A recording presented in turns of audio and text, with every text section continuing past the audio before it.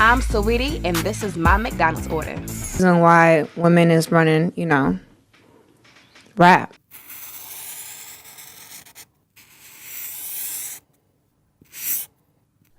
Saweetie found herself in good company in August of 2021 when she was shockingly given her own McDonald's meal, advertisement, and collaboration.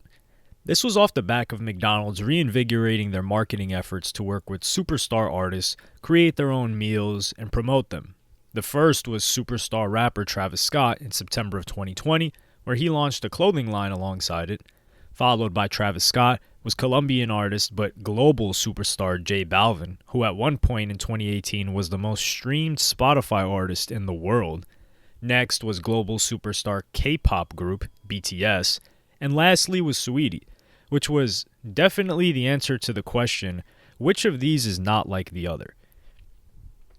Saweetie was viral for having a questionable, or some may say exotic, palate for remixing different food and snacks.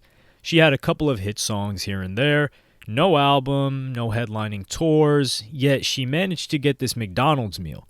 And the point that we're going to get into in this video, as you can see from the title, is she most definitely sold far more McDonald's meals than she sold copies of her most recent project.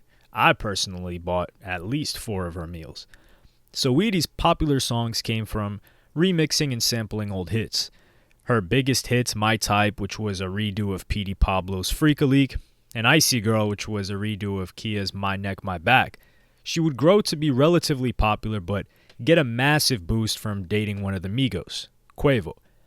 Their relationship would be publicized all over social media, which was mutually beneficial. Perhaps not musically for Quavo, but his brand image did grow, and for her it was a massive look since Quavo was a star, and she was really not musically relevant outside of 2 songs she had that were performing well. He gave her 2 features on her debut EP Icy Girl in 2019, and if you just look at the streams, for one song, Quavo is on Tiptoes, has 27 million streams.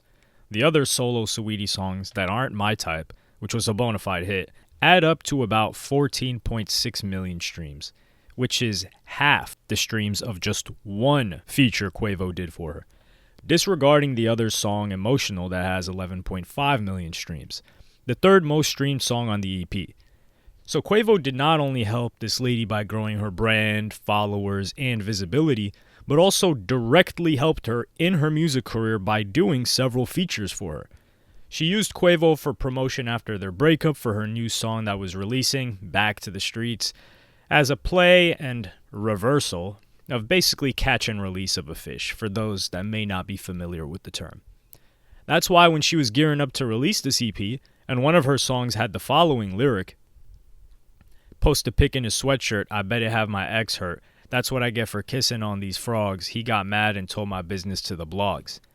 Fans believe this was a diss aimed at Quavo and Lil Baby, which they found to be in poor taste that he was used as a punchline again to promote a song, but while he was grieving the loss of his nephew and co-star in their group, Unc and Few, who he watched get shot and killed right in front of him. That's Takeoff. Saweetie received tons of pushback for this, and despite all of the promotion and controversy this created, alongside the playlisting this song would receive, it still only has 1.3 million streams after 12 days. The Saweetie sales projections would cause a storm throughout the industry, so much so that other industry figures would add their own comments. Star producer Sunny Digital would say, 13 million followers, hundreds of thousands of likes on all pictures, but albums sold less than 2,000 copies? That's crazy. The math ain't adding up. If I had millions of followers and my album sold 2K, I probably would just delete all my social media, cause y'all lying to me. Saweetie would finally respond with the following tweets. Hate parade. I must be that b-. I make music for pretty chicks. If you can't relate, I understand. To which a fan replied, I didn't know there were only 2,000 pretty chicks in the world. And Saweetie came back, I hope all 2,000 support you, babes. A lot of narratives came into play, and this created great discussion within hip-hop. Some drama as well. People began quoting Drake lines where he says she's a 10, it's good on mute. Some people tried to spin it as hating on women, which always happens. This wasn't necessarily the case. Just the previous week, people, in this case mostly men, were clowning the living hell out of another man, Sofago's release of Pink Hearts, failing to chart on the Billboard 200 and selling a rumored 5K first week. One of these was a music journalist that was pushing this narrative, who said, Drake and 21 Savage did 12,000 physical album sales, and I didn't hear anyone say anything. Their number one, like every other artist, came from streaming. Saweetie's just an easy target. Just say you hate hot women in rap and keep it moving. As painfully wrong as this individual was and is, not considering that Drake and 21 Savage went number one overall on the charts and people were talking about 2K overall, this individual was adamant in other tweets too that she firmly believed the 2K figure was pure album sales, that 2,000 people pulled out their credit card and paid money for a Saweetie album. Now that is another level of delusion. Judging by the overall Billboard charts that she failed to make, the top 200, that was not the case. Which further proves the point that everyone's making. This person was so in shock by the number being 2K that she thought it just had to be physical sales, and the overall sales would be much higher. That's the point. Saweetie, as big as she is, can't sell more than 2,000 copies first week. Saweetie had a McDonald's promotional deal with their own meal. The only artist that gained more from the McDonald's promotion putting her name out there than McDonald's did by putting the artist's name to sell their meals. She's had multiple hit songs with major artists like Doja Cat and super producers like Dr. Luke working with her, constant radio play, major playlisting, always played in clubs by DJs. She's dated one of the biggest rappers in the game when he was at the top of the game. She has over 13 million followers on Instagram, has an appearance that's appealing to millions, been in the game for about 4 years now, and she still can't sell over 2,000 copies. That is what makes this such a big deal and hilarious. An artist that was given not only every opportunity, every asset, help, push, every bit of assistance everywhere, still failed to sell much of anything or generate sales to get on the top 200 albums of the week. Not the month, not the year, no, just the best-selling albums of that week. Glorilla, who's just a breakout rapper of this year and sold 28K, with her EP Anyways Life's Great, 14 times Saweetie, with far less advantages than Saweetie. I can't compare many other female rappers who are smaller than Saweetie, image-wise, selling more than her, like Coi Leray, for instance, who sold around 9K, because Coi Leray released a full album with 18 or 19 songs to do that. But A Boogie with the Hoodie, who's not had a hit song in about a year or two, while Saweetie has had hit songs during that time frame, sold around 28K with his EP Before Ava. Nobody selling anywhere near these figures is getting a promotional deal with McDonald's. Some people in the industry said this was a writing issue, which Saweetie gets plenty of help with. Some said it was an A&R issue.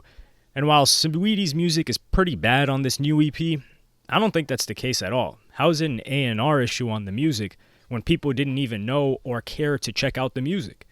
To be fair, I have said that Saweetie has better hits than certain other female rappers like Lotto or even Cardi B.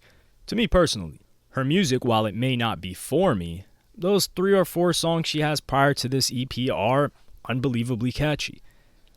This is just a matter of Saweetie not being an actual artist or caring about the craft of music creation. The majority of news we get about a lot of female rappers has something to do with their music, at least 50% of the time. Cardi B is such a massive name and in a high-profile marriage with the personality that started her career, so she'll get reported on a ton for other things. But whenever she announces music, it's making waves. Even if she is just hopping on remixes like the K-Flock song or most recently Glorilla's Tomorrow 2. Lotto, for the most part, we hear about when music is coming out. Megan Thee Stallion, if it isn't related to her case with Tory Lanez, we're hearing about her releasing new music or in legal issue with her old label so she could release more music, which I think has since been resolved. Even with Ice Spice, who just has 2 songs, a good amount of conversation around her is regarding the music, even if it is talking about how bad it is. Saweetie has nearly no conversation about her music, any excitement, nothing. I wonder how much a Saweetie feature would cost before this project dropped, because evidently it was not worth the price if it was high. If Saweetie's own music went completely unnoticed, the new EP she dropped, before someone, I wonder who that someone was, decided to be the only one to calculate her sales, then her jumping on a feature will definitely get no attention.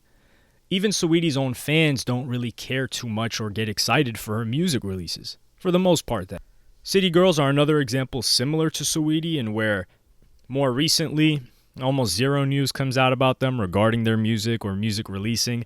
Just has to do with their personalities, relationships, appearances, or half of the City Girls having their own show.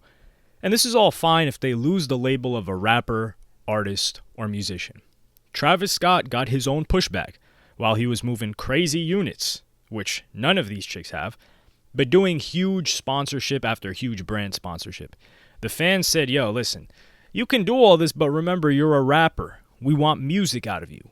And he obliged, releasing that 2-pack with Mafia and Escape Plan, as well as telling fans Utopia was on its way. Saweetie just seems like a walking and moving billboard or mannequin now. She can't perform. She can't sing. She can't rap. She can't produce. She can't sell albums. But what she can do is look pretty and promote products, which is all she really has to do. And that's a sentiment that's being echoed by both men and the women that follow her.